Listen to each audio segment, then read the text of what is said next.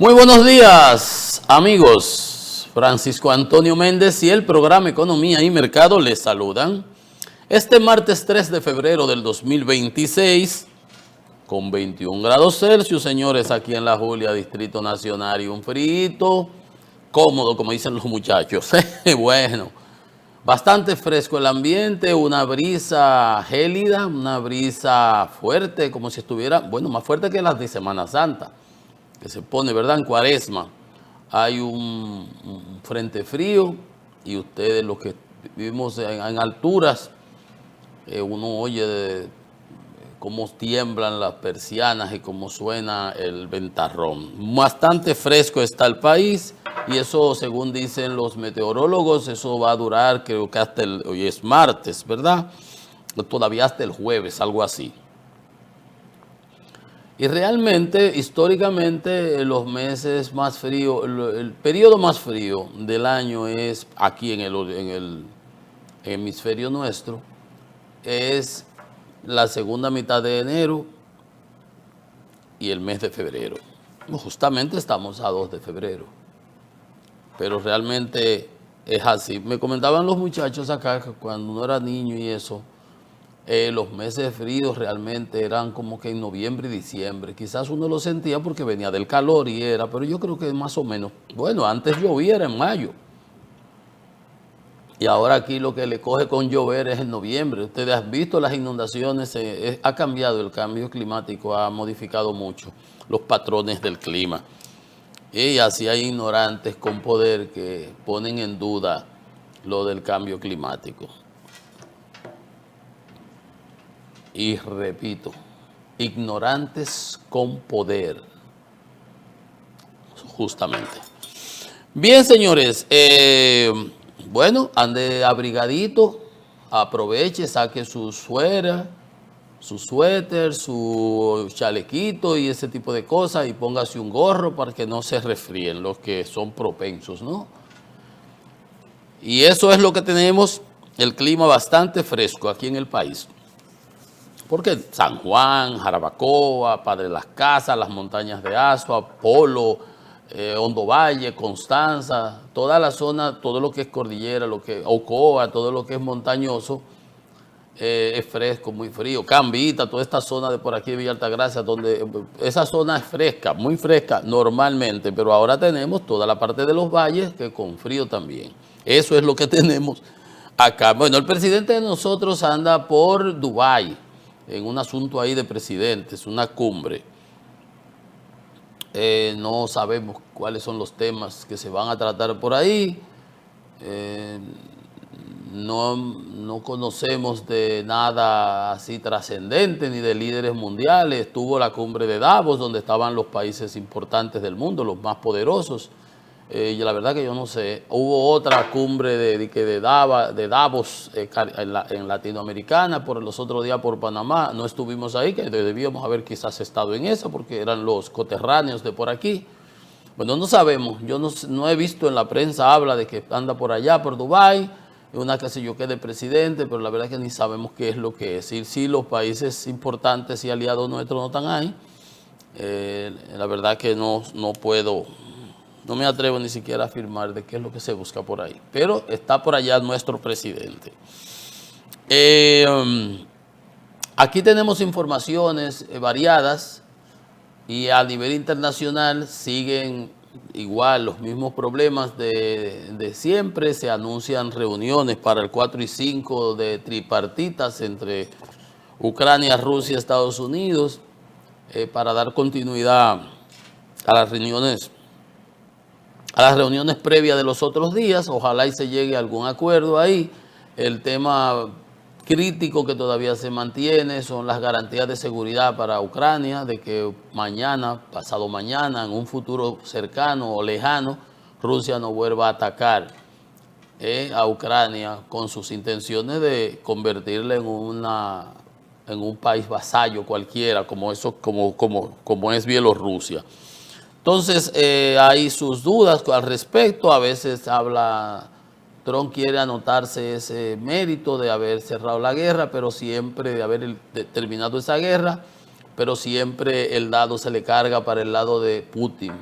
cojea siempre para el lado de Putin, queriendo que Ucrania, que lucha por su independencia, por su supervivencia, por su patria, luchan los ucranianos, y Rusia está llena de un grupo de mercenarios, y ni siquiera pelean los reales rusos, lo que tienen son de las etnias por ahí, todos esos chuchimequis que quedan por allá de las del este, que son disque rusos, pero son rusos de segunda y tercera categoría, de esas etnias y de esas repúblicas que existen en Rusia. Los rusos de Moscú ni de San Petersburgo van y pelean ahí no van ellos, y por eso usted ve que mantienen eso, pagándole millonada para que vayan a morirse por ahí. Gente, la pobreza abunda muchísimo en Rusia, en esos sitios por ahí, eso viven salvajes, a los que agarre mi bon. Mercenarios africanos, mercenarios de diversos países asiáticos, y así es que están. Ustedes vieron, se llevó hasta coreanos ahí, y entonces Occidente, que ve todo ese tipo de cosas, no reacciona como tiene que reaccionar, y con mano tibia, y la pusilanimidad del gobierno pasado del presidente Biden, que le daba las cosas, le daba las armas y no podía atacar a cuentagotas para darle los tanques, a cuentagotas para los aviones, con el miedo a Putin. Claro, así nunca va Ucrania a poderse defender. Y ha llegado, parece que tiene relaciones, es un amor que tiene con Putin que no hay manera. Él amenaza, por ejemplo, poner sanciones a la India para que no compre petróleo, porque no le puso las sanciones aquellas que establecía y que querían pedir los legisladores, y así sucesivamente. Ahora está el caso de Irán, que también se habla, hay repercusiones de que Estados Unidos e Irán se van a sentar a discutir sobre el tema nuclear, y los mercados reaccionaron positivamente. Ahorita vamos a comentar justamente sobre eso. Pero esas dos actividades de conversaciones de Ucrania y Rusia para el 4 y 5 de esta semana, de esta hora, en estos días, y las para el fin de semana, y las de Estados Unidos con Irán, han traído un poco de paz al ambiente, bastante caldeado después de los alborotos que armó Trump por allá por Davos, ¿se acuerda? Con lo de Groenlandia. Y la posición muy firme que expresó la Unión Europea, que tuvo que echar todo para atrás. Bueno, eso es con relación a esos países, pero con relación a nuestra zona, avanzan, digamos, que lo que se puede llamar que es la transición con el caso de Venezuela. Se están tomando decisiones y medidas. Hay una embajadora que llegó ayer, creo, a Venezuela, y está para coordinar acciones. Pienso que se está avanzando, aunque el régimen lo único que hizo fue que se descabezó, se sacó a Maduro. Ha servido para que las estructuras del régimen por lo menos empiecen a variar sus posturas. Vamos a esperar. En cuanto a la parte económica, en cuanto al petróleo, lo están manejando prácticamente como marionetas desde allá de la Casa Blanca. Y se están tomando decisiones y medidas. Hoy decía Trump que permitiría que China invirtiera en Venezuela. Oiga, está como un protectorado realmente eso, aunque aunque vayan a hacer una caravana, una marcha celebrando el aniversario chavista vía Diosdado, todo eso al final del día se está quedando en palabrerías. Porque en la práctica, y eso hay que, en cierto modo, fuera del aspecto de soberanía y aquello, hay que reconocérselo a la política de fuerza que ha aplicado el gobierno de Donald Trump. Los cambios que se están viendo, no hay duda que hay que adjudicárselo. Eso virado hay que ponérselo a Donald Trump. Indiscutiblemente, gústele a usted o no, la manera, el modus operandi, las violaciones a los derechos internacionales y todo lo que realmente todos estamos seguros y conscientes de lo que sucedió, hasta el leitmotiv, hasta la razón primigenia de haber ido a intervenir allá.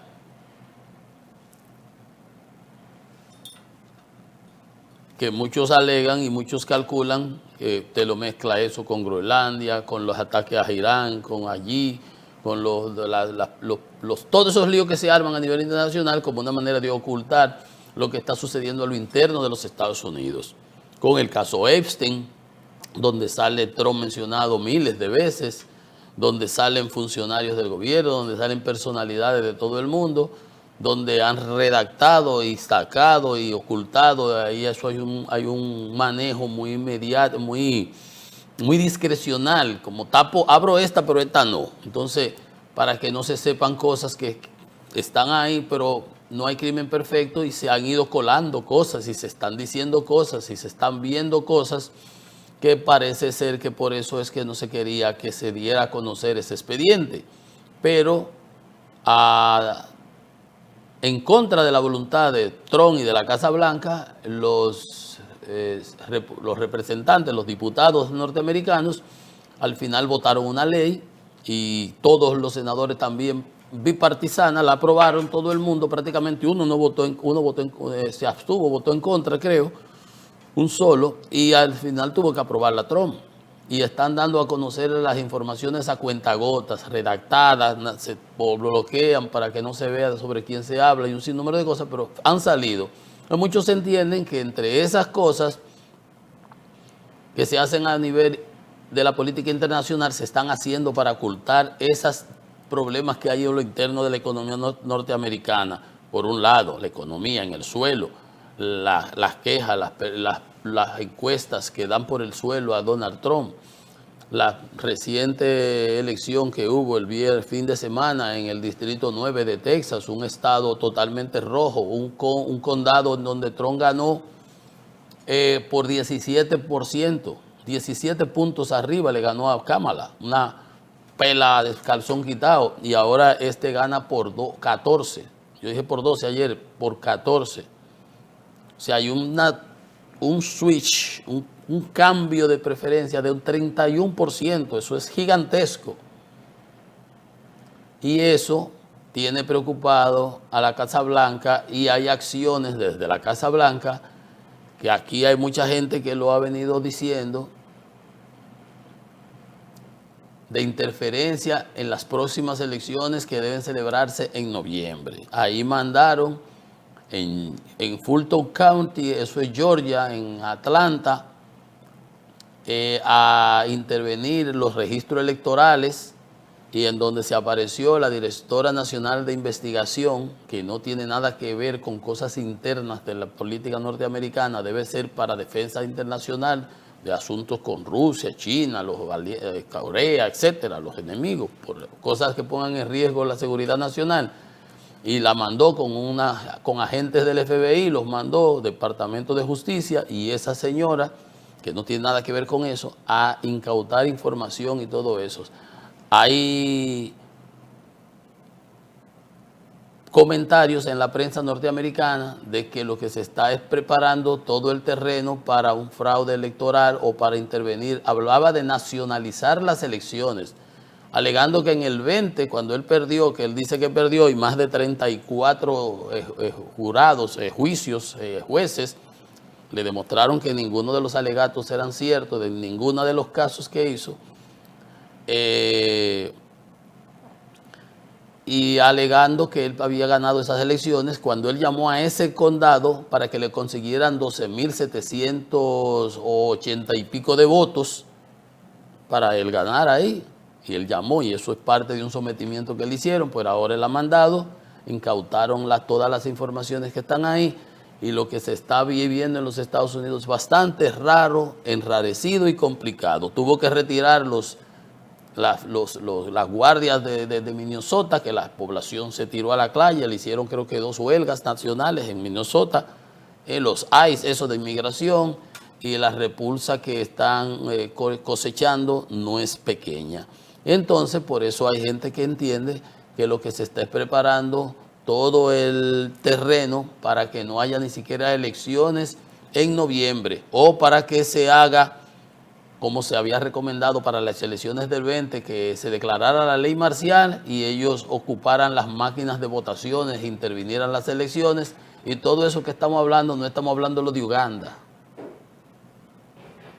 no estamos hablando del Congo, no, ni de Haití, estamos hablando de los Estados Unidos de América, supuestamente el faro de las democracias y del Estado de Derecho del mundo, lo que todos imitábamos, lo que todos queríamos parecernos, para que usted vea dónde ha llevado, y solamente va un año.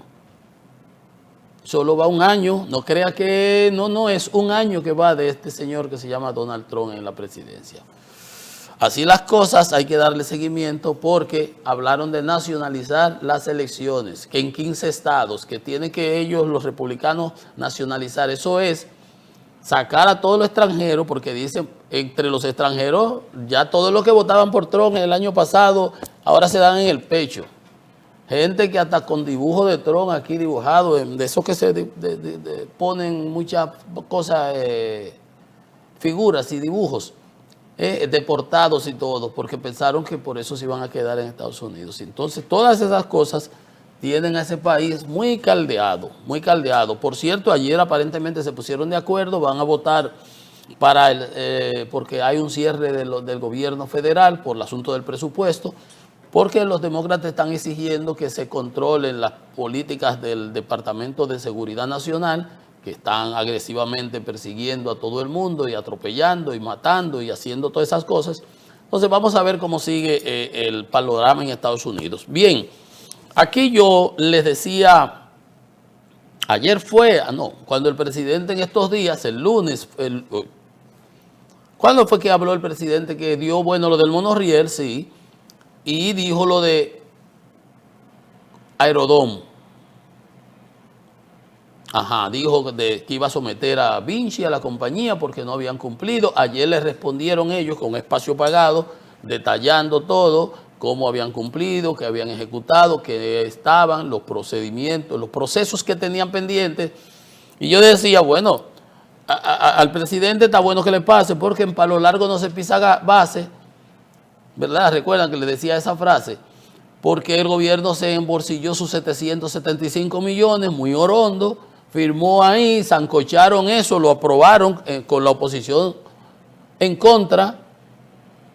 La oposición no votó a favor de eso, la oposición estuvo enfrentado y criticando, pero lo sancocharon por la mayoría mecánica que tiene el oficialismo. Entonces yo decía, bueno, pues ustedes lo querían así. Ahora no me venga tú a decir, cuando hubo el apagón los otros días, que le iban a poner de que una multa de 5 millones. Yo me eché la risa aquí. Yo me eché a reír, digo, ¿qué le van a poner? Usted puso en el contrato que le va a poner de qué violó. Usted la va con ellos. Sí, porque a la franca es así, porque a una compañía que vencía en 7 años su contrato, el 28 ahora vencía eso, y tú se la extiendes por 30 más, 37 años sin licitación a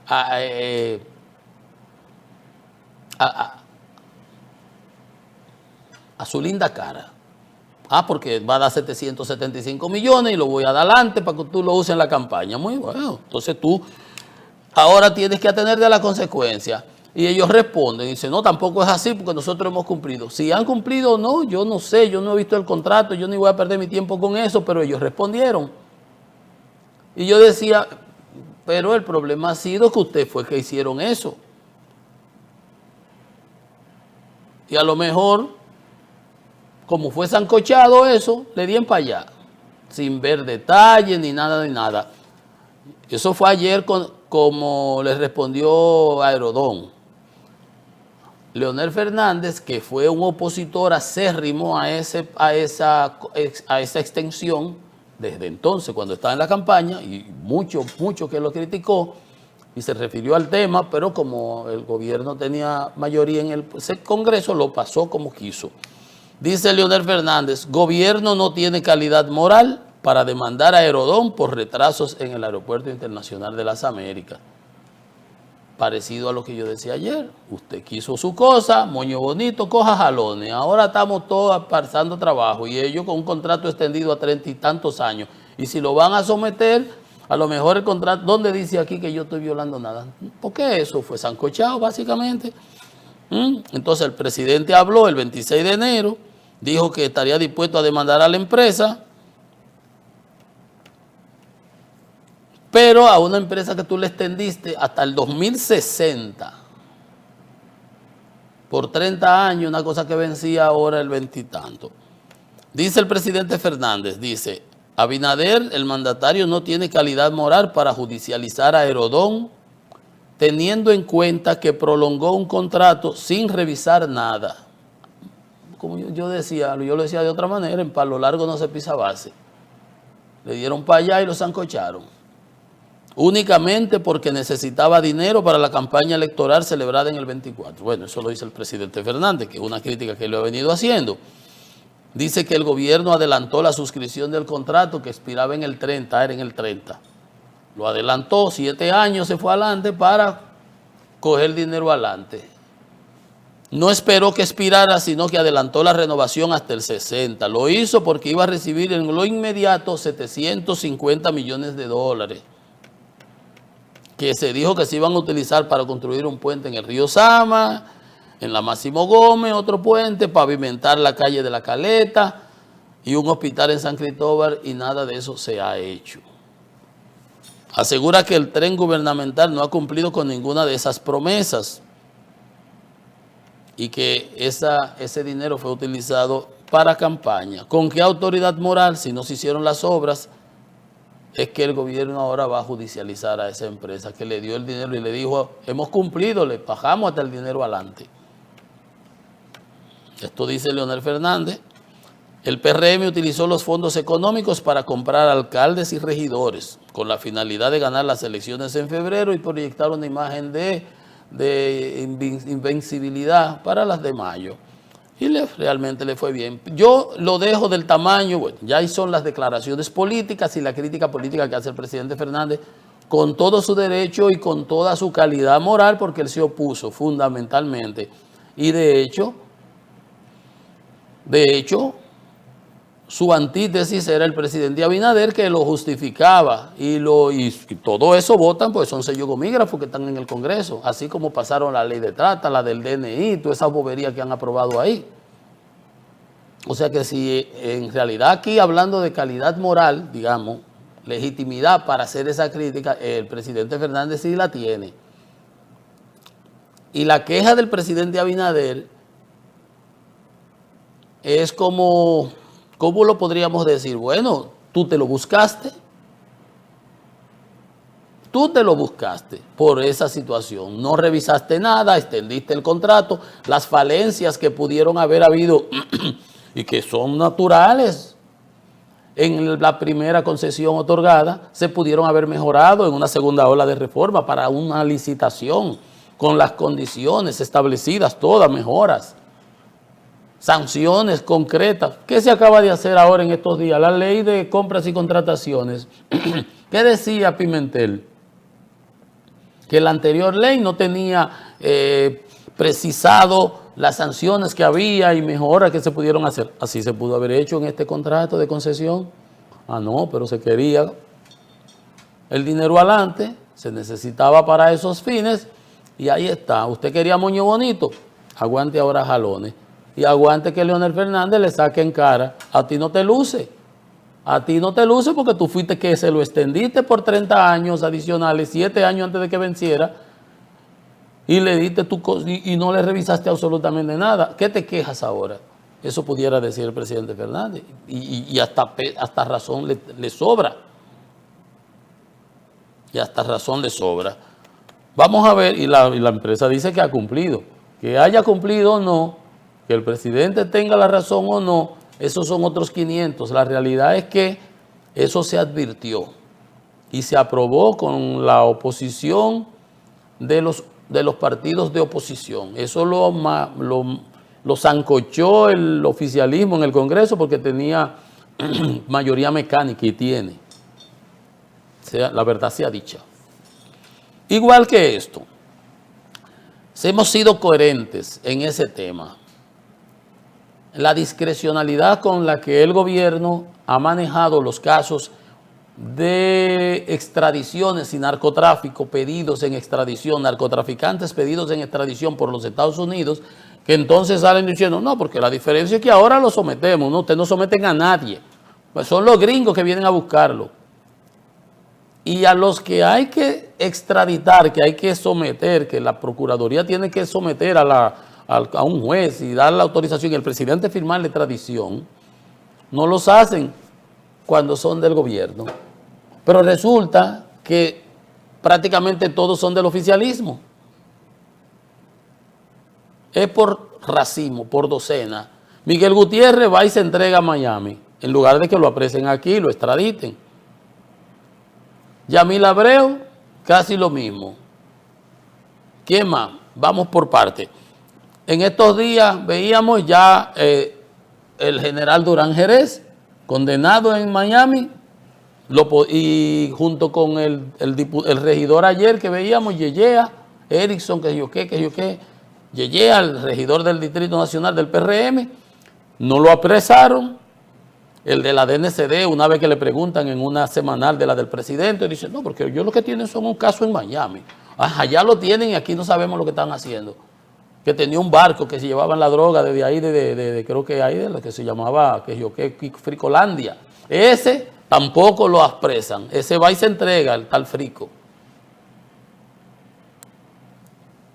El regidor y el general no los apresan tampoco y le dan tiempo para que arreglen su mundo aquí y vayan y se entreguen ellos mismos a Miami. Cuando debiera ser que lo apresen aquí, que lo sometan aquí, que les incauten las propiedades y que lo extraditen porque están pedidos en extradición. No. Ahí van ¿cuántos? Van 4. Ahora, el otro caso que explotó después, o yo no sé si fue adelante o fue después, porque este fue de octubre, el del regidor, el del que trabajaba para el ayuntamiento, Gaspar Polanco, que era de la seguridad de Hipólito, ¿verdad? Y del ayuntamiento, y el ex asesor de Zonas Francas, el señor Fabio Augusto Jorge Puras, de la Águila Cibaeña del Santiago. El otro se entregó, ya le dieron hasta medida de coerción y está bajo fianza, no le ha salido el juicio todavía, el Gaspar Polanco. Pero ustedes saben cuándo fue que el otro, que debieron apresarlo, que le preguntaron al presidente y al de la DNCD en ese día ahí, no, que en Miami, que ellos tienen una cosa aquí, no sabemos. No sabemos. Entonces la DEA lo viene a buscar, lo manda a buscar. Cuando llega la información, entonces el presidente cancela en mayo a este señor, al Jorge Puras de Santiago.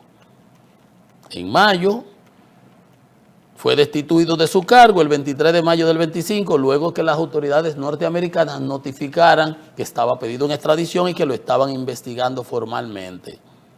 Y ahí fue Cabrera Ulloa que dijo que no, ese lo quitamos, lo sacamos. Pero resulta que el otro, que lo piden juntos, que están en el expediente del 19, una organización criminal transnacional dedicada al tráfico de cocaína, en octubre el otro fue y se entrega. No lo apresan, no lo extraditan, no lo mandan para allá como debiera ser. No, lo permiten que arregle su mundo para que vaya y se entrega allá. Y arreglen. Pues aquel se entregó en octubre. Y usted sabe cuándo, y yo decía, pues yo no he visto que el otro se haya entregado, ni lo hayan extraditado, ni nada. No, estaba aquí. Ayer fue que se entregó. Ex asesor de Zonas Francas, acusado de narcotráfico, se entregó ante la DEA. El ex asesor honorífico para Zonas Francas, se entregó para enfrentar a sus acusaciones. El pasado viernes se entregó en la ciudad de Miami. El otro se entregó en octubre. Octubre, noviembre, diciembre, enero. 4 meses. 4 meses duró este. ¿Por qué? Porque es un hombre del gobierno, porque es un hombre del oficialismo, porque es un hombre... Le dieron 4 meses para que él arreglara su mundo. Supongo que él no tiene ni un activo, supongo que él no tiene ni un terreno, ni un edificio, ni una cuenta, nada. Él no tiene nada. En 4 meses yo supongo que lo arregló su mundo totalmente. ¿Usted cree que si ese señor hubiera sido del partido de veteranos de Montecristi, del partido de los billeteros de Chalona o de Cancalarrana, le hubieran permitido hacer eso? No voy a decir que si fuera de la Fuerza del Pueblo o si fuera del PLD, no. Del partido montecristeño de Democráticos Civiles, qué sé yo, una vaina de esas que salen en las elecciones, que leen como 700 partidos. ¿Usted cree que hubiera sido de uno de esos? ¿Le hubieran permitido eso? El otro se entregó en octubre, 4 meses atrás, y él todavía estaba aquí. y las autoridades no dicen nada. Entonces, así es que se manejan las cosas. Y quieren entonces alardear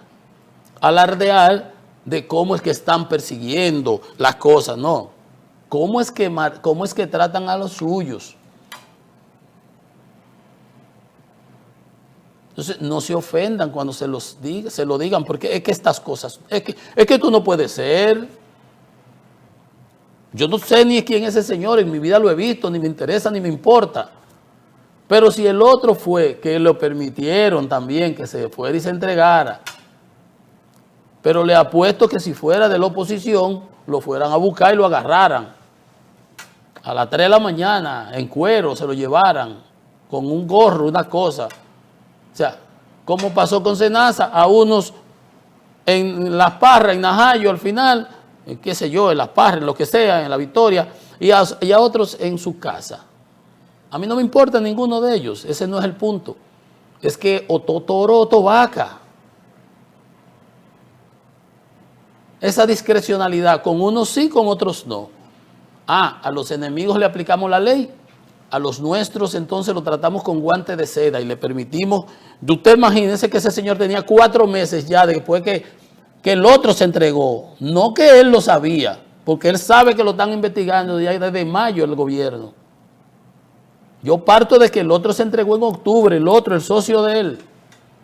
Él fue y se entregó en octubre a Miami. Lo mismo que te hizo ahora, en estos días.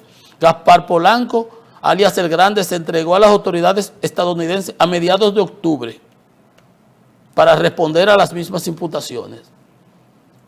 Octubre, noviembre, diciembre, enero, y él fue y se entrega ahora. 4 meses le dieron de gracia las autoridades locales, el supuesto zar de la droga de aquí, que Cabrera, el que está ahí en la DNCD, y el gobierno. Entonces, así es que se manejan las cosas aquí. Y yo no tengo nada que ver con ese señor, ni sé, yo simplemente tengo que ver, contextualizar lo que acaba de pasar.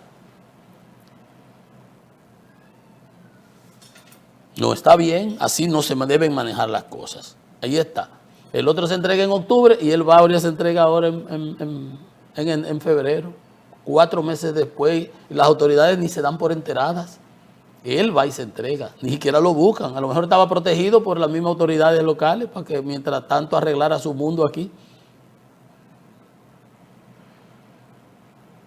A lo mejor va a entregar 2.000 millones, como lo que ha pasado en todos estos casos, que son las sinvergüenzarías que tenemos aquí. De que entregó 2.000, pero se robó 20.000. Hasta yo así entrego. Así sí es bueno. Así sí es bueno. Entonces, no va uno a comentar esto. ¿Va uno a dejar pasar esto por debajo de la mesa? No, por Dios. Hay que respetarse realmente. Y guardar al menos las apariencias. ¿Con qué calidad moral, como dice el presidente Fernández en el caso de Aerodón, con qué calidad moral ahora las autoridades van a extraditar a uno que no sea a otro que aparezca por ahí? Dígame usted, ¿por qué no lo hizo con este? Porque era ex asesor de la zona franca, un hombre del partido, un hombre del poder. Como pasó con el regidor Yeyea, como pasó con el general Durán Jerez, como pasó con Gaspar Polanco, el mismo que se entregó, como pasó con Miguel Gutiérrez. A unos sí, a otros no. No, por Dios, así no puede ser. La ley debe ser igual para todos. Eso es lo que se llama Estado de Derecho. Eso es lo que da las garantías para todos los ciudadanos. ¿Por qué a mí me van a atropellar y a aquel lo van a tratar con guante de seda? ¿Está bien eso? ¿El gobierno cree que se le está comiendo haciendo ese tipo de cosas? ¿Cree que la población no lo ve y lo analiza a sí mismo como lo estoy analizando yo? Yo pudiera haber estado comentando cualquier otra información. Castro Marte denuncia, roban y descuartizan animales vacunos en la Altagracia. Pero como aquella famosa frase que se le atribuyen a Bertolt Brecht o dicen que o a otro, un cura por aquí, cuando vinieron y se llevaron a los socialistas, yo no me preocupé porque yo no era socialista. Cuando vinieron los nazis y se llevaron a los judíos, yo no me preocupé porque yo no era judío. Cuando se llevaron a los anti que yo qué cosa, yo no me preocupé porque yo no era de eso. Cuando se llevaron a los socialdemócratas, porque yo no me preocupé porque yo no era socialdemócrata. Qué sé yo, hasta que vinieron entonces se me llevaron a mí. Entonces, ¿por quién doblan las campanas? Estas cosas son las que hay que denunciar porque el Estado de Derecho, la institucionalidad se fortalece exigiendo eso mismo. Más institucionalidad y más respeto de los derechos. Y aplicación de la ley sin miramientos, sin aspavientos, sin miopía, sin daltonismo. A lo del otro color sí, a lo de mi color no. Así no. Así no vamos a avanzar. Y la población lo está viendo y la población lo ve. Y si estas cosas antes pasaban por debajo de la mesa, ya no, porque todos estamos informados. Vamos a una pausa. Esto es Economía y Mercado.